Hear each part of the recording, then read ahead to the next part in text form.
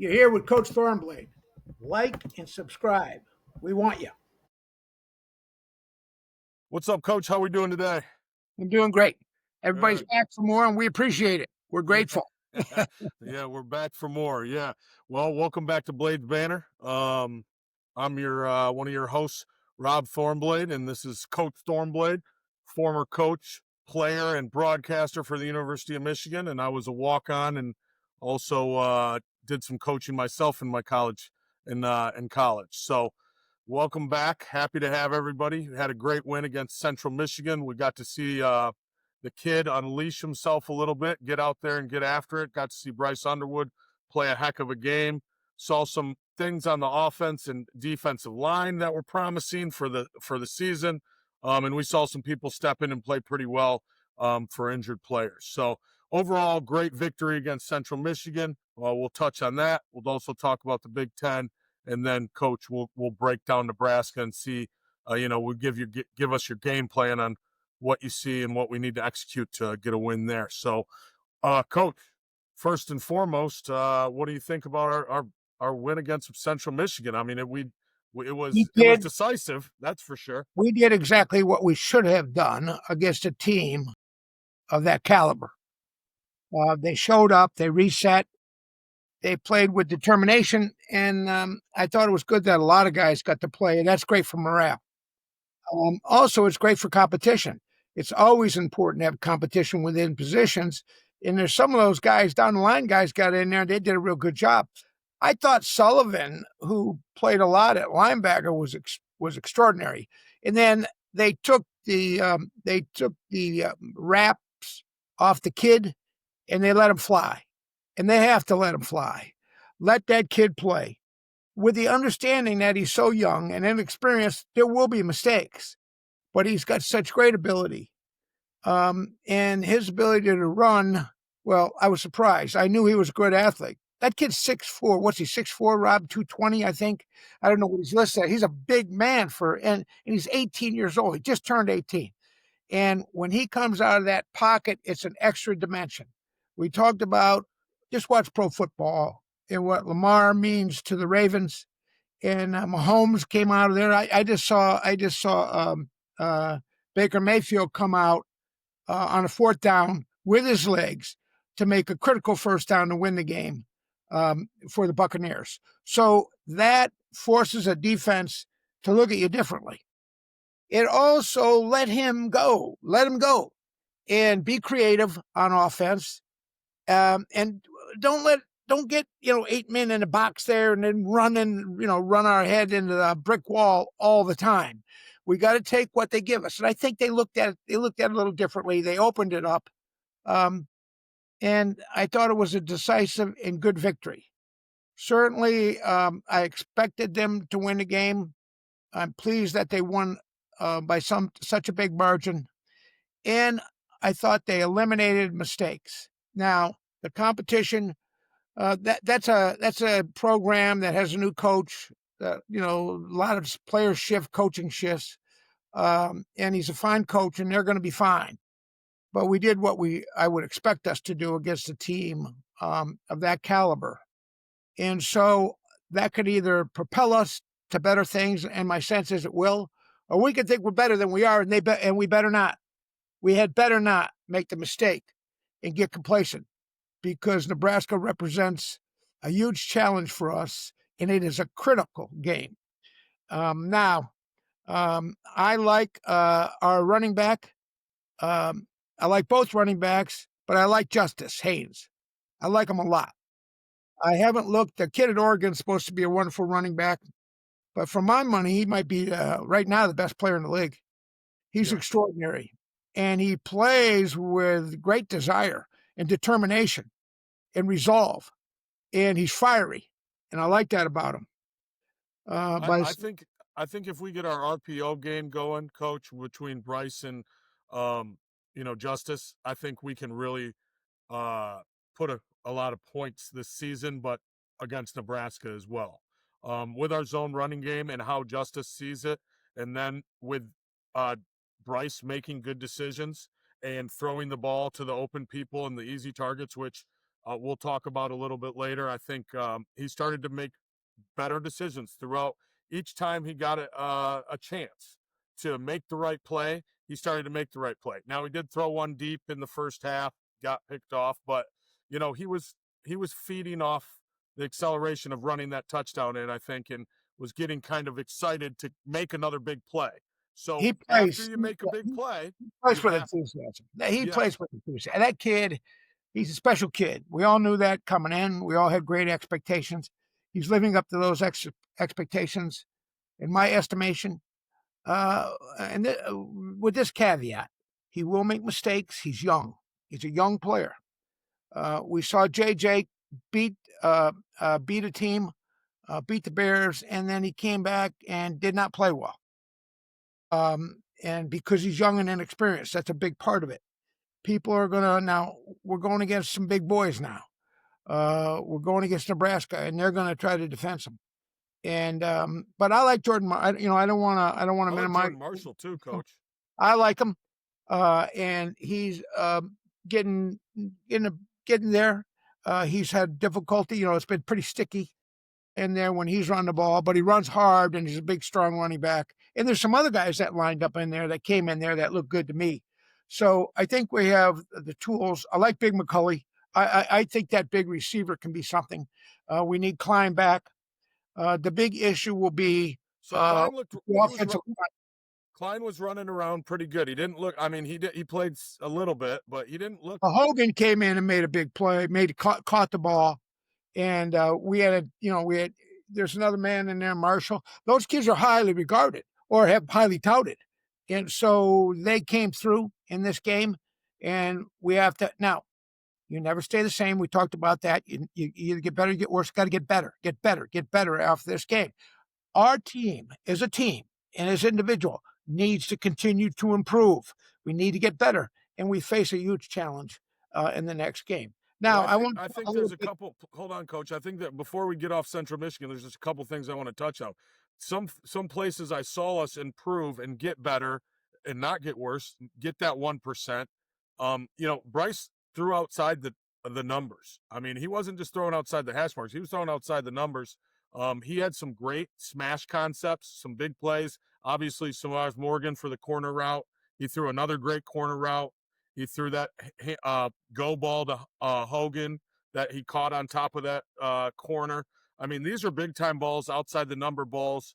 Nine route on the route tree routes. So watching him throw those balls, that was exciting to see him get that experience. And then He's not quite there, Rob. Let me interrupt. I'm sorry. no, you're fine. He's not quite there, and they're not quite there for the back shoulder throws. Yes. Once they get there, and he's able to, particularly with McCulley, the big man, the 6'4" man who came to us from Indiana, and Klein and Hogan, those big guys, and you can start to, and I want to see some of the other receivers.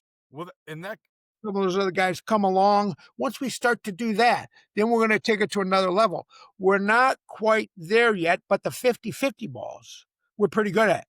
And he throws it up there, and he's got to take a little bit off the short throws. He throws with such velocity, it's very difficult for some of the guys to catch it and get their eyes on it right away. But, our issues a week ago were not getting off blocks. We got off blocks. I thought we tackled. I think our defensive backs are really a good unit. I liked Barnum off the edge. He's a handful.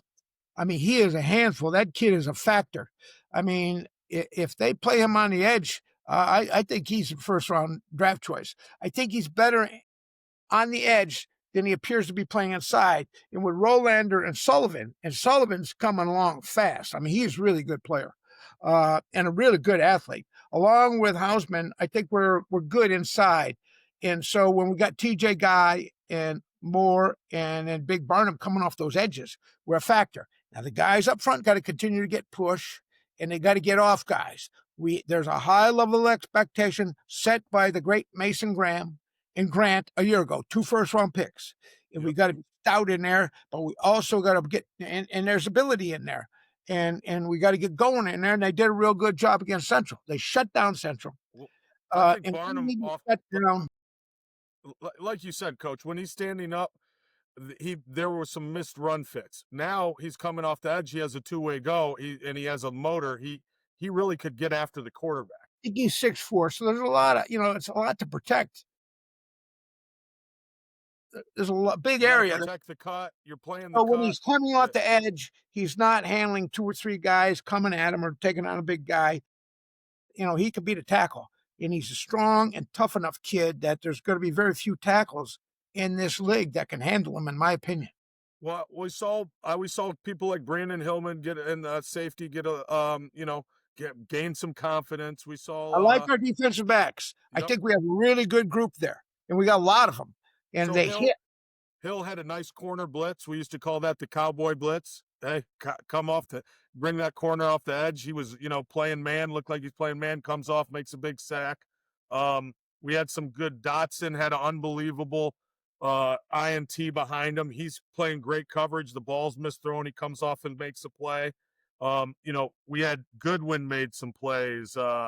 We had some guys step up, and finally they played in the first couple games and they played well, but now they got to make big plays, gain their confidence, kind of really propel them into this season in Big Ten play. Well, the only disappointment to me is special teams. I must have Coach, we jinxed missed a lot. another kick. We missed another kick. I must have jinxed Savada because he's a great. In my sense, is he'll be back. We've muffed punts. We fall. Now Well, Marsh was better. And he was good. He's a good receiver. Number 4. He's a young freshman kid with great promise. nice to get his hands on the ball. Yeah. And I want to see Samaj. Now he made some catches and he's coming on. Samaj has to distinguish himself and come on and differentiate himself because he's got great quickness. He makes great plays in practice. Everybody's very high on him. He's well liked. But I want to see it in the games, and we have to field punts. We have to field the punts, and we got to get some punt returns. We got to get better the past 2 games, coach. He's got better each game on fielding the punts, but still, and if you can't do it, I'm telling you, get somebody who can, because that's a big play. And we had some success making the other teams drop the ball, but on our coverage. But I'm disappointed in the one area that we got to get better, and we have to come.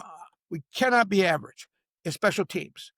We seem to be punting a little bit better with a little bit better average. That's such a critical play. I've talked about that. So anyway, Central Michigan's behind us. We should have beat them by a lot, and we did. So the good news, we did. We cannot sit around and talk about I like Biff, but I don't think he does any good for anybody by talking about getting his DNA checked and he's Batman and all that crap. And I like Biff, and I don't want to criticize him, but I don't, that kid, we don't need that in his development. We don't need him that is superhuman. He's not. He's a fine, fine young man and a great player, Bryce. But I don't want that. Now that he's glib and he's fun and he's a great guy, Biff, but I don't like that. I don't want that. I'll guarantee you that's that's in the locker room in Nebraska. If they get him and get to hit him, they're going to say, take that, Batman. Yep. We don't need that crap. We play the game. We play it hard.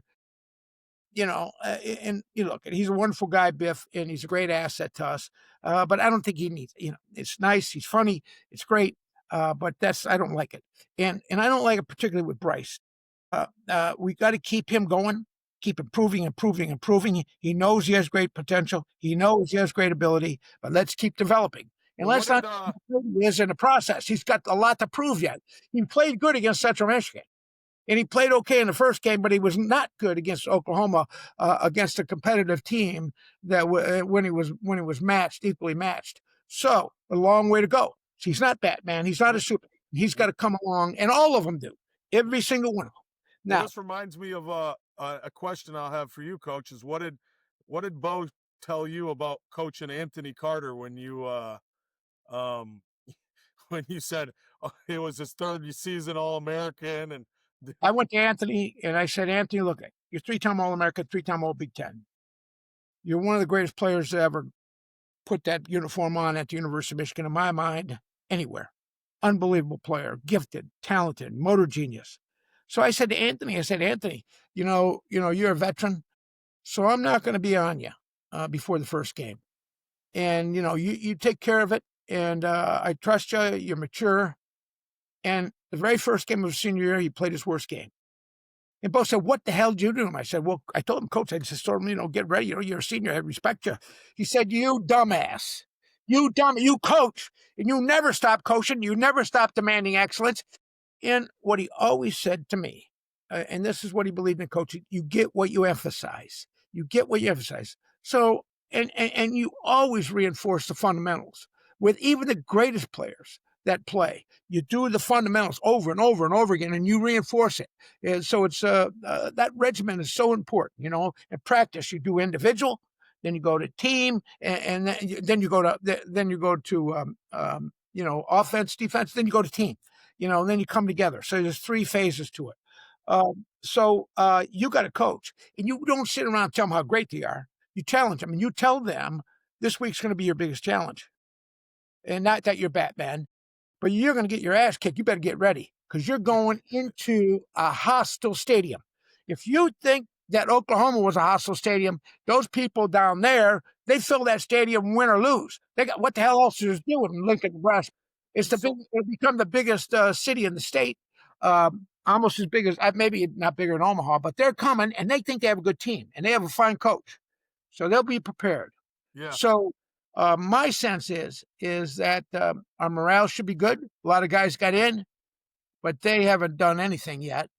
And our ambitions and our goals are bigger than to beat just Central Michigan by a lot of points in the stadium.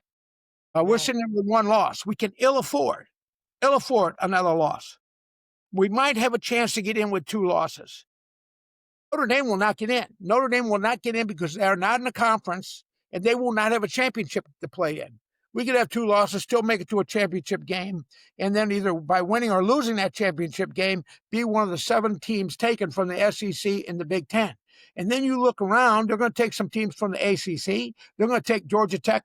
Who knows? Cal is surprisingly good. They beat Minnesota, and they're undefeated. You don't know what teams are emerging. So, we are in control of our own destiny. But right now, we have a lot to prove, a lot to accomplish. Well, that's what I was going to ask you next, coach. Is where are we at in the Big Ten landscape of college football? You saw a lot of different things. Tennessee, Georgia go down to the wire, and they missed the field goal and go into overtime. Another missed field goal there. We had a lot of different great games. This not big time games, but a lot of good games that people played hard and. So Ohio State played a Texas team, but that Texas team does not appear to be what we thought. They struggled against UTEP. So Ohio State has won 2 games against Akron and Grambling.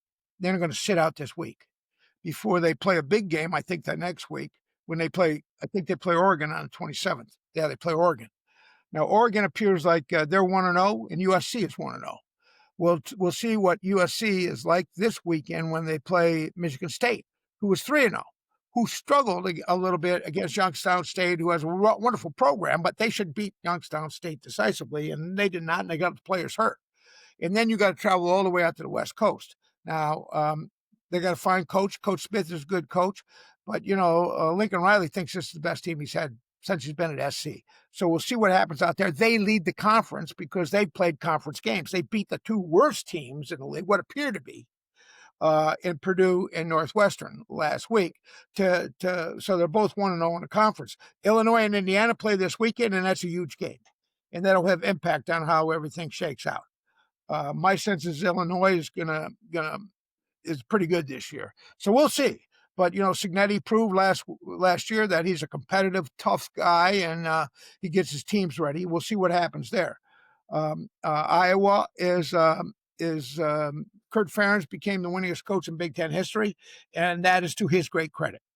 And we talked about what greatness is. Greatness is excellence over time, year in and year out. Not just one great year, maybe not even 2 years, but he's been excellent at the University of Iowa, which is not the easiest place to recruit to or coach, and he's been great, and that's to his credit. Bama beat up on Wisconsin. Bama beat, but they came back after they've had a discouraging start, and Alabama's loaded, and they should play better. They should play like that every game. Oregon beat Oklahoma State 69-3. I mean, Yeah. what's going on out in Well, that with Lanning Coach is a great Gundy? coach, and that kid is we knew that kid was a great quarterback coming out of high school. Yeah, He was at Martin Luther King. We tried hard to get him. We couldn't yeah. get him. He went to Harbaugh UCLA. wanted him bad. Then we went to UCLA, and then he transferred up to Oregon. And Lanning has proved he knows how to coach, and I like him. He's an old Georgia assistant, and he's a young man that's attractive and to the kids, and a fiery guy. But as we look around the league, there are a lot of teams sitting out there that are still undefeated, which includes a good Washington team. And they're going to play in the Apple Bowl against Washington State this weekend. Oregon's going to play Oregon State. So those two games don't have some bearing. They don't have any bearing on what's going to happen ultimately in the conference, because you can lose a non-conference game and win all your conference games and be in good shape. But they were, we're in a different. Never count out a rival, as we learned This last year. this is a different landscape now. You cannot afford to stumble and lose games, because then you're in a position to lose one in the league. You might not, you might not get into CFP. There's 12 teams that get in, and 7 of them are going to come from the Big Ten, either 4 or 3 in the SEC, and then the rest will be divided up around the country. And there appears to be a lot of good. Cal appears to be a pretty good team that beat Minnesota. The couple things, Coach, that I couldn't believe: Florida getting beat again. Virginia Tech is 0-3, fired their coach. UCLA, I think they set up the UCLA coach. Great They guy, Sean, alumni. He, yeah, so, wonderful pro player. But look, the results have not been good. Then UCLA should have good teams. It's a beautiful school. It's a great school. It's a place you can recruit well, to. that's why Chip Kelly left. Chip Kelly left this guy in charge. Went to Well, Ohio State. Kelly, yeah, Chip Kelly went to Ohio State to be offensive coordinator, and now he's who's he with now? Dallas. I'm not sure where he No, is. he's with the Raiders. Got beat up by Jim Oh, I'm Harbaugh sorry. last. He's with the Yeah, Raiders. He's with the Raiders. yeah. So Chip Kelly moves around. I don't know if Chip Kelly's. I don't know. The problem is all the things that a head coach has to be now is not what Chip Kelly wanted to be. He no longer wanted to coordinate everything, do the NIL. He just wants to coach the kids and call the plays. It probably doesn't even want to recruit. That's where he is, and that's what he's doing with the Raiders. That's what he did with Ohio State. So it's different. It's whatever you want in life and wherever you think your skill set to get you the best place. So to be a head coach is a difficult thing right now. You got to be good with the boosters. You got to, certainly with the NIL alumni people, you got to have that. You got to be a great recruiter. You got to be articulate, and you got to represent school well. And then you got to develop players, and then you got to win games. Now you have to win. You don't win, you're gone. And anywhere in the Big Ten, if you don't, you got 2 years after you get hired, and if you don't show progress, you'll be gone. That's just the way it is.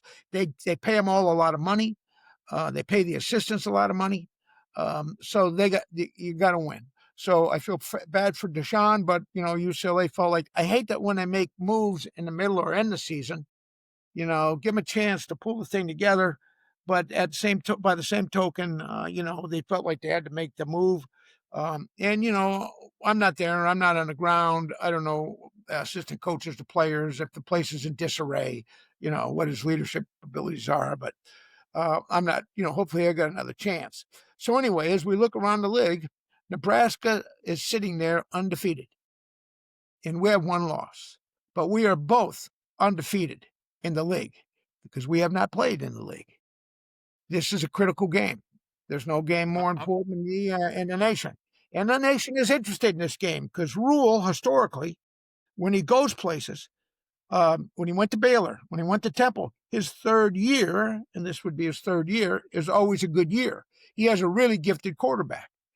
Really gifted. Now, he's a pocket passer. He's not going to beat us. He's not like Mateer. He's not going to come. He'll come out. You know what he's good at? He has good enough feet that he can move around in the pocket. I was going to say that about Central Michigan, is the quarterback kind of ran on us a little bit. They did some schemes from Oklahoma, and I don't think we're going to have to see that this week. Now, he'll move and he'll get rid of the ball, but he's not going to be a designed runner. And they have struggled. They have a good back. They have a couple good backs. Now, they had 40 guys. Let me make sure I give you the right statistic. They had 40 people leave in the portal. 40. Jeez. Now, I don't know if that was by design or, maybe they were asked to leave. Certainly, he probably didn't want to get rid of all 40, and anybody brought in 17. And of the 17, several of those guys are potentially pro players. Some really good receivers. He has a gifted receiver group. They all are sub 4.4. They're 4.4 or less. So he's got a real good tackle to come in. Uh, Well, so we'll see. We'll he, see how good they are. They've beaten a couple. Houston Christian used to be Houston Baptist. They've beaten a couple teams soundly. They were way ahead. Well, they won 20-17 against Cincinnati, but Cincinnati started coming on, and the Cincinnati quarterback ran for almost 100 yards and just I think he threw an interception right at the end, and then they when it was 20-17 and Cincinnati was driving, where they either could have kicked the field goal or if they could have scored, won the game. So all these teams, there's so many teams that are unknown. And it's like I heard Coach Saban said, it's a new year like it's never been a new year. Usually you can predict how a team's going to be on the basis of the returning starters and who was there last year and who was coming up. Now with the portal, you don't know who has a good team and who doesn't. That's like, Indiana coming out of nowhere last year. So Nebraska has had a big changeover there in the players. But I think Rule, he's been around. He coached out there in Charlotte. Rob didn't do real well, but he's been around. He's a Joe Paterno guy. Played for Coach Paterno at Penn State. Had success as a head coach at Temple, and certainly at Baylor. He had real good teams before he got the job in the NFL. And he's a fiery guy, and he's got a really good quarterback. And the one thing I know, if you sit back around with him and you don't pressure him, and you sit back in a zone, this kid will pick you apart, I particularly with was these just receivers. I was just going to say that, Coach. I mean, going into Lincoln, they've had they have a 400 game sold out game streak. They're They're gonna crazy. they love it there. They haven't beat a ranked opponent since 2016. I mean, they think this is Matt Rule's third year. It's a pivotal, huge game for them entering Big Ten play and how their season's going to go. But they have a wonderful tradition there too, and they have pride and Husker pride and all that stuff. And they're going to they fill that place up.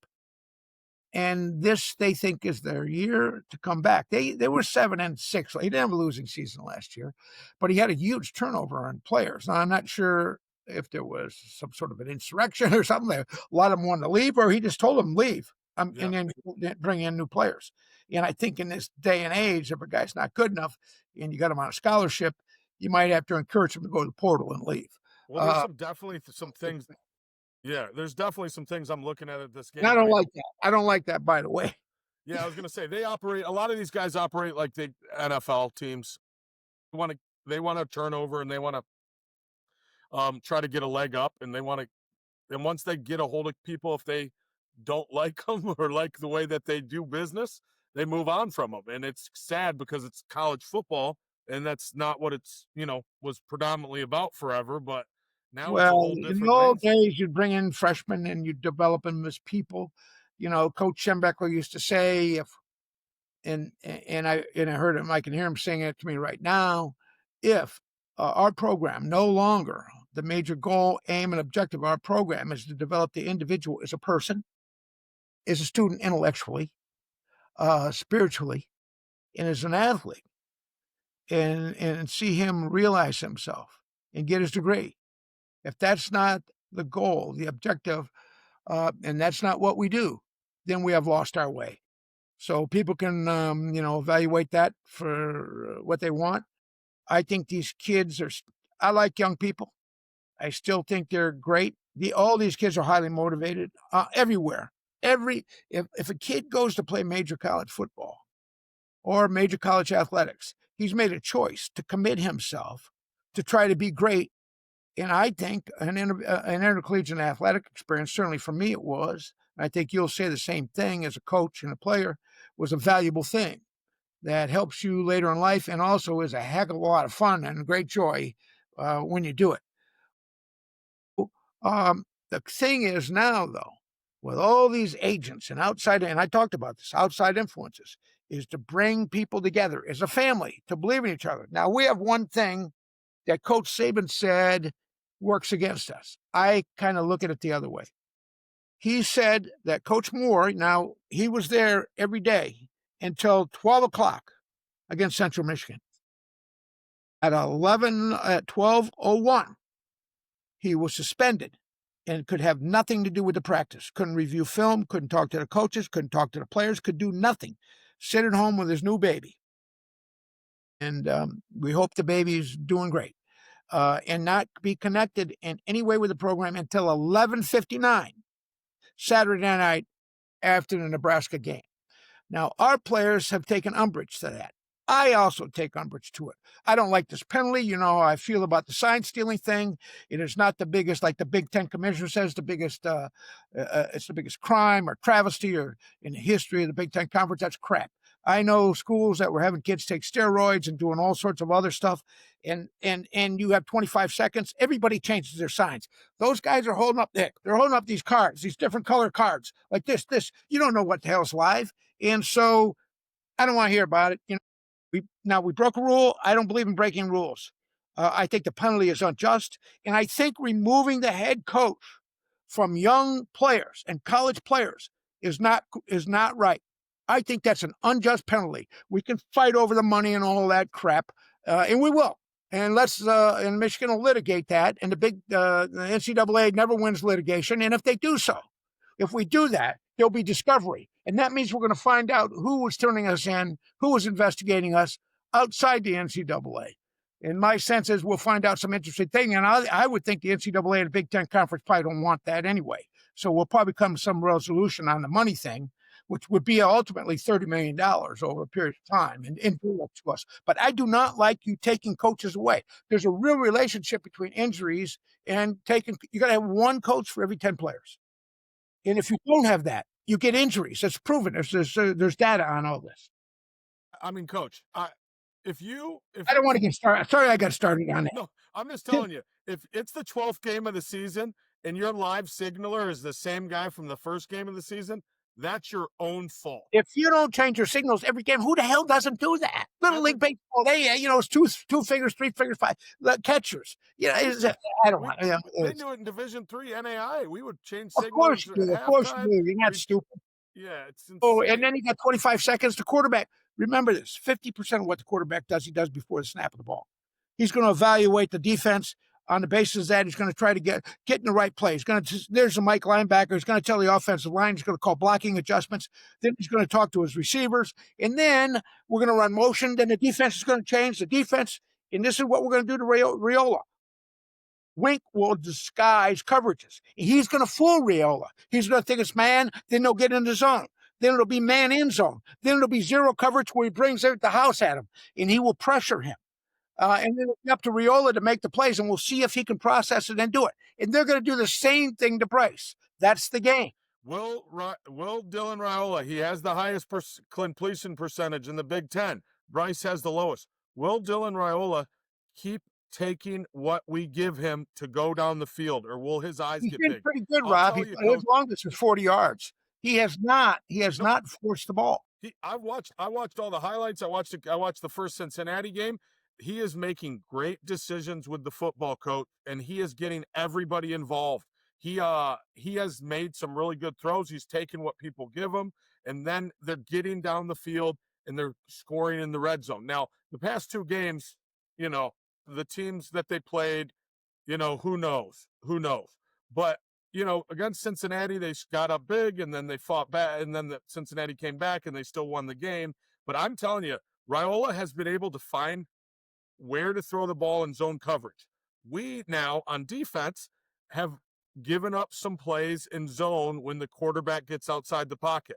We have not been disciplined in our coverage and in our zone, and we have to get off flat down the line of scrimmage with our defensive line so we can contain that quarterback and our defensive backs can trust. So I'm really interested to see how he goes against our zone coverage and how our defensive backs play our zone coverage. Here's what they need to know. This kid will not beat us with his feet. So do not leave these receivers. Let them run, They have three guys that are big, and they're all 4'4". One of the guys is 4'3", 5". They are fast, and they are big, and they are talented. The Dane kid is going to be a big pick. high pick. And the other kids are pro prospects that are being followed. Um, Jacory, Hunter, yeah. Cortez. And Cortez the is a tight good end play. is good. They have a big tight end. He's a Yep. good player. Yep. So what we have, Lindemeyer, I think. we got to Lindemeyer. shut the run down, all right, and then make them one dimensional, and know that he's not going to come out of the pocket. If he does come out, we have to believe that Hausman and Barnum and TJ, all those guys will be able to chase him down before he gets out and makes a big play, a long play, because he's a big, strong kid, but he's not swift of foot. So if we do that, we can force him to be one dimensional. And then, but the only way to stop a great passer is pressure. And so we gotta exert pressure, and we gotta blitz, and we gotta disguise those blitzes, and we gotta do it at the right time. But when he comes out of the pocket, and he's good, he functions within the pocket very well. He's able to reset his feet. So much like Tom Brady was able to reset his feet and still continue to look downfield, but he's not fast. Much the same way. I'm not saying he's Tom, but he's like that in the pocket, and he's a big, tall kid, and he has great vision. And if the defensive backs leave their man to react to run, that'll be a mistake. You stay on your guy. You stay on your guy, and you let our guys, our fast edge guys and linebackers, run him down if he comes out of the pocket. And if he gets 10 on us, he gets 10. I don't think he's going to run 60 yards on us. Now, I said that, and maybe I put that back into my mouth, because every time I say, like, Savada's the greatest kicker in America, he misses a couple kicks. So I don't want to jinx that kid, but that's how I see it. We have to take away from them what they do well. Now, they have not run the ball well, although they've run the ball. Now this kid, Riola's only his longest play is 40 yards, and he's thrown average completion is 8.8 yards. Our average completion is 7.8. But we're rushing the ball much better than they do. But they haven't played anybody. Cincinnati, okay, Cincinnati is plays in a major conference, but historically is not. It's not playing Oklahoma. So it's hard to evaluate how good they might be. I know this: they're going to be extremely excited and highly motivated. We talk about motivated. I always talk about the relationship between motivation and performance. Fielding used to say physical is to the mental is to the physical is 4 to 1. If you're fired up and you're inspired, you have a great attitude, and you come together as a team, and you execute, and you follow your assignments, and you play as a team, big things can happen. And we see it all the time in college sports, in all sports, in all endeavors. If you're highly motivated and you're together and you're doing things correctly and you're playing together and you're playing mistake-free football, good things will happen. And so they have a coach that's been around. They got a new defensive coordinator. They think that has improved their defense greatly. So And I'm very special teams, interested. Bob, special teams. I know. I know they have a great they're playing well at a high level on special teams. Their kicker's 4 for 4, and Their he's kicked one kickers, for 52. I know. And they're fielding the ball. They They do haven't not made it. punt well. They do not punt They, well. They only punt. Their net punt's 36.8. Not good yep, enough. You got to yep. be over 38 your net punt. Remember, net punt is when you kick the ball, and then after the return, it's the yardage that you gain, and that controls field position. So that's one thing. Now, but we can't make mistakes ourselves. We cannot drop the ball. We have to field the punts, and we have to make some big plays. And historically, Michigan has done that. Jay Harbaugh did a wonderful job. He had a learning curve, but then he got those kids together and they played as a great union. I think we cover well. We got a lot of defensive backs and edge guys running down there, and they're fast and they're swift, and they're good. So we have to win the kicking game, and They're, that means they're turns and coverage, field goals, and punting. they're winning the turnover battle too, Coach. They're not turning the ball over. They're They're zero +1. interceptions, Yeah. one fumble. I mean, Yeah, they're +1, Rob. We're +1.7. So both teams are really doing good. So we need to create turnovers. We want to create turnovers. By the same token, we don't want to turn over ourselves. If we go there, drop the ball, kick it around, let them punch the ball out of our arms, give them field position, easy scores, that's not good. Remember, each turnover is probably equivalent to 7 points. You can make that statistical sort of connection. especially where you get it on the field, coach changes everything. Your field position, if it's an automatic 3 points, if you're inside the red zone. I mean, there's a lot of things that turnovers change that it doesn't show up. I like Emmett Johnson. I think he's a patient runner. He stays behind his blockers. He's not a home run hitter, but he kind of they run good zone, and he finds his fullback, tight end, and pullers, and kind of stay. He's a little guy, and then he busts out. Um, I'm interested to see how they attack us on the run. Um, They will not be an RPO team. He's not going to run it. They're yeah, not going to run quarterback. So they're going to run, and they're going to run zone blocking. Zone blocking, I think, plays into our strength because we're so strong on the edges and the linebackers. And our kids run so fast. They run and they close. And our defensive backs do too. So it's not a gap thing where they're going to hit big ones coming through there and create holes, big seams. They're going to push the zone, and they're going to have some cutbacks. So we have to guard against the cutbacks. They're going to block. They're going to block. They have some big guys up front from Nebraska, so they'll block. their offensive line is playing well, but so this is they I haven't know played anybody. they don't Yes, play anybody, so I it's very haven't. difficult to make a judgment. And they're so I don't want to jump over their offense because I think we talked about the receivers, the running back, the quarterback.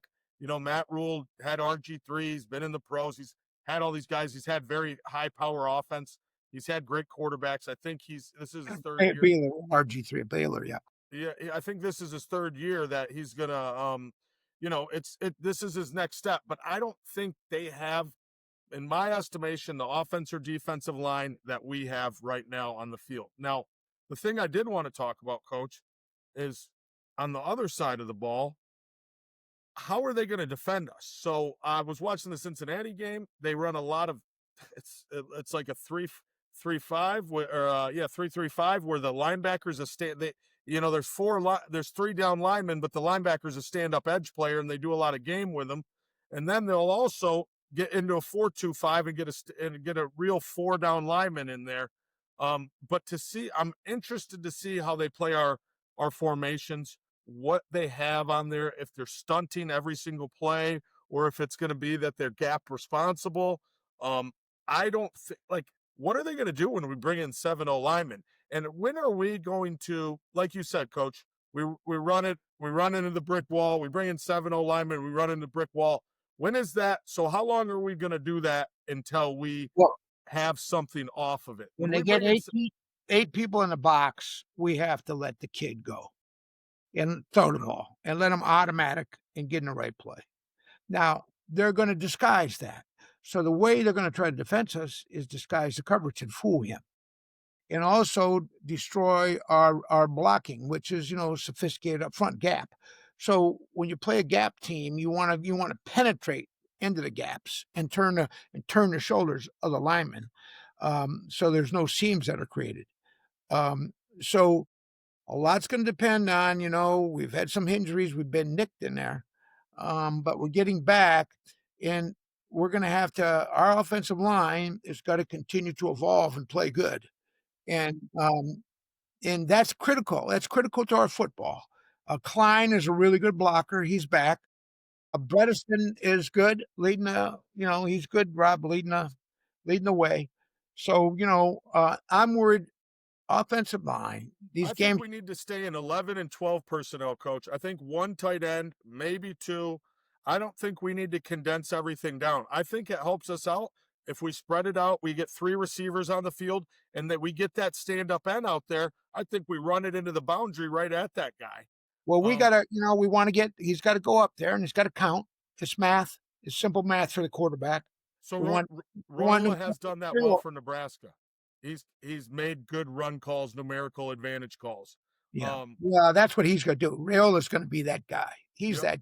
he's going to get him in the right play. So He's not going to run it, which means we don't have to have a spy or be so concerned about him coming out of there and doing what Mateer did to us, which really tore us up by running the ball. And they're not going to probably run RPO. So it's not going to be run. It could be a run pass option, I guess. He's going to fake the ball and decide to pass, but he's not going to keep it. The tight end, But they're gonna, what you do is you look at the outside backer. If he closes on your running back, then you pull the ball and you throw the ball downfield, and he's good at throwing small, short, and intermediate routes. He's very effective at that. Well, That's what coach, they're. what'd you call for last week? You called for designed quarterback runs, bootleg, naked bootleg, and what did they come out and do? You didn't jinx them on that. Bryce Underwood came out and did that. He's rolling opposite arm, Well, resetting his feet, throwing on the drag across the field. I have this great ability to assert the painfully obvious after a certain amount of time, Yeah, after not understanding what was going on. But that was obvious, I think, to all of us. We needed to let that kid go, and we need to threaten the defense with our quarterback. And now, one thing I want to say is that we continue to be we're 40-60 now, run to pass. The best offenses are totally balanced. They are balanced. They are 51 pass, 49 run. They are perfectly balanced. We historically, when we've had our best teams, so right now we're 40% pass. Now we played Central Michigan. We're way ahead. We weren't forced into third down situations. We were much better on third down situations, and we continue to have to improve there. But they've been really good on third down. But then again, I looked at who they played. 54% of the time they've converted on third down.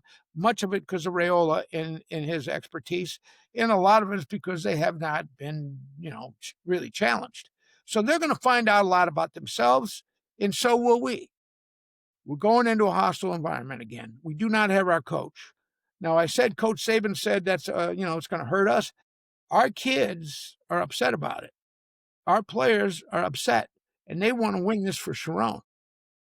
Now, I understand they had tears in their eyes before the last game when they talked about him and how he couldn't be with them.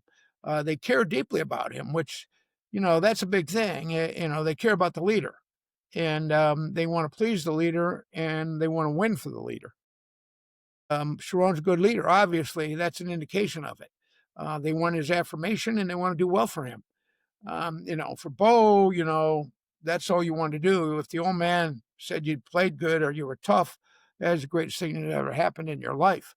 But if you said you weren't worth a damn, then you went home and you sat in your room and stared at the wall and were depressed because you cared so much about him and he was so important. And that's how Sharon is apparently. And we have a good group of coaches. Wink knows what he's doing. Rule talked at length about Wink and how much he admires him because he had gone against him in pro football.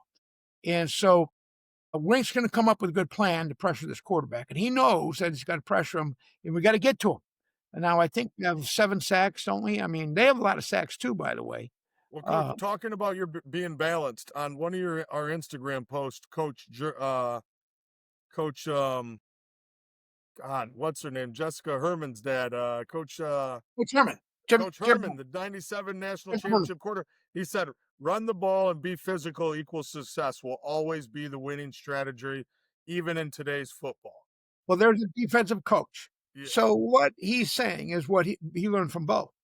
He said, I run the ball because I practice against my own team. And if my defense can stop the run and I can run, I'm going to win. Most often, I will win. And that's how you make the kids tough. Sharon makes the kids tough. So we're going to run, and we're going to run till they stop us. By the same token, if they have 8 men in there and 8 of them on the right tackle, let's not run over the right tackle. Let's take what they give. Let's be strategic in our thinking, and take what they give us. If they want to put all those guys up there, we got a kid who can pass now. They could get away with that last year. They can't do it now because we had a kid throw the ball downfield, and we have a receiver core that's evolving and getting better. I like the tight end a lot, both tight ends. Hogan could make plays. He proved that. And I like that big McCall. He's a handful, that kid. He is something, I think. And I told you, when we get to the back shoulder throw, when we get there, bigger things will happen. And we're capable. Most kids can't throw that ball like that, but we'll get there. Well, Coach, I say spread them out and still run it down their throat. I think that's how we get it. That's how both. You do both. You do I both. know. I think that's going to be our advantage this game. I think. And then we do go unbalanced a lot, and people don't defend that well. No, it is tough. Yeah, it's tough. So we shift over there, and and Bredesen is a great blocker. He's like an extra tight end and a lead blocker. And then we got a tight end, a big tackle there. I like bunch formation. I like all that stuff. The quick passes historically have been good, but it seems like people are defending them because the defensive backs react so quickly um, to the short passes. When you have a couple wide receivers blocking for you, it's sometimes not as effective as it has been in the past because I think defensive football, they're figuring out how to handle that and how to read it and how to react to it quicker and how to run through blockers. But those things are always good still. Uh, and when the time comes, you run a reverse. When you got a big flowing defense and they're flowing to the ball, you want to run and reverse. Still, you want to counteraction is always good. You know that, right? Gets linebackers off. Motion is good. Call that eye candy. We get the linebackers and the people to take their eyes off the ball and they follow the receiver and they start to adjust the defense and then you run right into them. So, the strategy it is a chess game, and it's fun that part of the game. But it's a martial sport, and I'll repeat what Coach Herman said: the toughest teams, and those are typically ones that rush the football with consistency, and with success, usually win because they have tough defenses. And now we did a much better job getting off blocks. I talked about our defensive back using good angles to correct angles to tackle people. We did a bad job in that. We underestimated Mateer and some of the kids at Oklahoma, and then we did a better job at that. And that's just practice and drills, and I'm sure we went into that. So preparation has been important this week for both teams. And the team that is prepared the best also typically comes out on top. I think we have really good coaches. I like what our Chip Lindsey is figuring it out. Is he sees what our strengths and weaknesses are, and he's playing to that. And he's always a guy that's throwing the ball downfield. He's not afraid to do it, and I like that about him. I think I like when we get vertical stretch. That means we get one guy deep, one guy intermediate, one guy short. And then we have a guy that we can throw the ball to, back as a safety. The horizontal stretch I've never liked as much because that's when you run into a guy and then you smash him, then the quarterback will throw to your off shoulder quick passes and you'll run some crossing things. I don't like that as much. It could be effective though, but I think we're good. I like play action with our guy. I like our guy running the ball. And I like a vertical stretch because I think he can make good decisions. So, you look at the levels. The top guy is open, you let it go. Then you look to the intermediate guy, he's covered, then you throw it to the short guy. Typically, the intermediate guy, if he is covered, that means the short guy's open. So, those kind of decisions. Everything's choice. Every kid out there is got to make good choices. Got to choose to do the right thing. Linebackers, linemen, edge guys, defensive backs have to choose correctly. They have to execute, evoke the right strategy, and then do their job, follow their assignment. And then what we said last week: be excellent. Come on, man, be excellent. You only get so many times. Let's win, man. Let's win. We're playing in the Big Ten Conference. Let's go now. Let's go. Let's win the damn conference. We've been champions historically all the time. We don't lose. We always compete for the championship. And we're going to show Nebraska, who has not done so, not ever competed for the Big Ten championship, had good teams a while ago, but not in this century. Let's show them that Michigan is coming into that stadium, and we're coming in to win, and we're going to get better and better. We're going to improve during the course of the game, and we're going to come out of there with a victory. That's how we have to look at it, and my sense is that's how we're going to do it. And we're going to play for Coach Cerrone, who I think has been unjustly banished from this thing, but we're going to go through it, get it behind us, and then move forward. Well, I'm agreed, Coach. I'm excited to see their receivers versus our defensive backs, how we cover it. If we get They have very good receivers too. I know. I don't want to minimize how good their receiver course is. We got to be really good. We got to be at our very best. Be at our best. Be at your best. Hopefully we can get home rushing 4. If we bring 5, we definitely get pressure. I'm excited to see that matchup. I want to see Parham hit that big kid Rayola a few times, and I want to see more and TJ Guy. I want activity on the edge. And then exactly. I want to bring pressure when we need to. And I like to see a few games up front, get a few of those guys, those big guys, putting pressure on him, and then let's get in his face. Yeah, If we and I'm can, if we excited to see pressure our him, offensive line just keep getting better, slowly but surely over time. Keep getting better, keep getting better. We got better last week on our blocking assignments, getting to the next level, getting off blocks, and that kind of stuff is going to bring me to my next, our next segment that I want to do with you, Coach. Is Blade barbershop question. My question is you know, did Michigan did Michigan get better, or is Central Michigan not that great? And is is Nebraska as good as advertised, or have they not played anybody? Like those are my two barbershop questions. If I was sitting at Coaching Four down on State Street and Jerry the barber's cutting my hair, and the football coach walks in, what do we think, Coach? Did we have we played? Have we was Central good enough to get us better? Have they played anybody yet? well, they played Pitt, and what Pitt ended up losing to who? They No, lost. no, they played Cincinnati. And how did that game go? I didn't follow that game. They No, lost. I'm talking. Oh, you're talking about Central played Pitt. Oh, he's talking about Central played Pitt, Yeah. and they beat San Jose.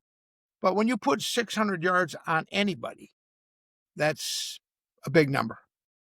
And when you score 60 points, that's pretty good. And the kid, he And could run with the ball. I liked how he stopped and start in the open field. He got in there. he's a gifted It athlete. was beautiful to watch him run that He'll ball. get better, and he's tough. He's big. I don't think it's going to be hard to hurt that guy. He's a big, strong guy, and he'll make people pay. Now, I want to slide, run out of bounds. He That's doesn't. that's what I was gonna say. I kept going slide, slide, and he just kind of pushed the guy off him a little bit and ran out of bounds, or just Well, he responded. I think he responded, and I think Chip had a talk with him. I think they both had a come to Jesus thing and said, "Let's get going now. yeah. Let's move this ball, and let's be multi-dimensional." And we have the so when you have a kid that has limitations, then you have to be limited. But this kid has unlimited capacities and abilities. He can run, he can pass, he can throw, he can lead. So let him go. Let him fly. Let the man fly. He's going to make a few mistakes. He'll probably make some bad checks. He's done that already. Communication is essential. Communication is going to be important in this game, Rob, because we're going to yell like hell down there, and it's going to be loud. So we have to get in the right checks. But he's going to make mistakes, but he's going to get better because he responds. He's self-correcting too, I think. I mean, I watch him, and he gets mad at himself, and he corrects himself. And then take that fire that Justin Haynes has and spread it around the rest of the team, because that man is playing to win, and he's playing Yes. it excellent, and he's tough as hell, and he's a hell of a back. I think I like him, Now and with I'm not. Nebraska, this is yeah, Coach. What do you think? I mean, I So I did don't we think play? Did we do good? Yes. Is Central Michigan a great team? No. Is Central Michigan a top 30 team? No. But we beat them, and we beat them decisively. So all we can do is play the guys on our who schedule. are on our schedule and do good. Now, has Nebraska made progress? Yes, they came out and they went ahead of Cincinnati pretty good. And, they haven't had a real strong schedule, but they've won. And they won decisively last week against Houston Christian, used to be Houston Baptist. And I don't underestimate Matt Rule. I listen to him, and I think he's sound, and I like what he says. I think he's a good leader. Certain, I assume the kids like him. When you have 40 people leave your program, I don't know what that says. I think that says maybe he felt like he had to have wholesale change, and then he brought in 17, so that's minus 23. I don't know where he got the other players from, but maybe Well, a good recruiting class. But I don't underestimate Matt. He's got good coaches with him, and I do not underestimate the environment that we are walking into. It will be a hostile environment, and they think they can beat us. We have to dissuade them right away. We have to make them understand that we are here to win the game. We are going to make a march and a run for the title. And we start it here in Lincoln against you guys. We're going to hit you. We're going to block. We're going to tackle. We're going to disengage and tackle. We're going to wrap up. We're going to open field tackle. Did a much better job on all that stuff. And we're going to get better as a team. And we'll come out better than we went into Lincoln and win the game. That's going to be our mindset. I believe that's what's going to happen. And I have my fingers crossed because I live and die with these kids. And it's only a football game, but that's what's the great thing. It's such, college football is wonderful. The spectacle, the bands, the kids, the players, the students, and the passion that it evokes. We have to keep in mind it's just a football game, and these are just young guys playing there. But at the same time, there's nothing like rooting for your team and being passionate about your team and seeing them win and sticking with them, Yeah. sticking with them when they have Well, adversity and lose. We're Michigan, win or lose. We're always with our team. We're always with Michigan forever. well, and you are a little more conservative. You keep me more grounded. I don't think that they've closed the gap on us yet as a program. Nebraska offense and defense on the defensive line. I think that Michigan will still prevail, and that's just how I feel about it. I don't think they've played anybody of note. I think that our lump that we took has really helped us get better. So I'm Right. that's kind of where I'm at on We things, did talk Coach. about that, Rob. We said that maybe, look, you could take it one or two ways. It could be discouraged. I said last week I was disappointed but not discouraged. We had work to do, work to do. We had to improve. We had to get better. We had to take it as a challenge. And we had to believe in ourselves and know that we can still be champions. And that totally is in our hands. And the only way we're going to do it is work hard, get prepared, and do our job and execute and be our best. Play at your very top level every single game. So the great challenge in college sports, in all sports, in any endeavor, is rising up to play with emotion and passion. It's hard to do week after week. So that's what. Saban says, never waste a failure. It is a great opportunity to learn and improve, and I think Yeah. that's what we're doing, Well, Coach. the So old idea you had to fail to succeed. So we had our failure, but there's not a lot of room for failure, Rob. There's not a lot. Notre Dame. I'm telling you, I know, Coach. I know. All right, they might rip up history. I gotta reel you back in. Only got a couple of minutes left. We got to do a couple more What? seconds. All Yeah, you can edit me. right. the truth Feel serum, free. the truth serum segment. Okay. What is the least improved position group since Oklahoma, and where do we need to practice? Offensive Special teams. line, defensive back, specialty. Okay, Special specialty. teams. Special teams. All right. So, Man, special teams. I mean, mm, I don't have to recount. People see it. They know. We got to be better. We got to get some returns going. We got to block, and we have to cover. We've done a pretty good job covering, but we got to punt well. We've got a little better at that. And Dominic's got to regain his form. That's critical. We're counting on him, and he will.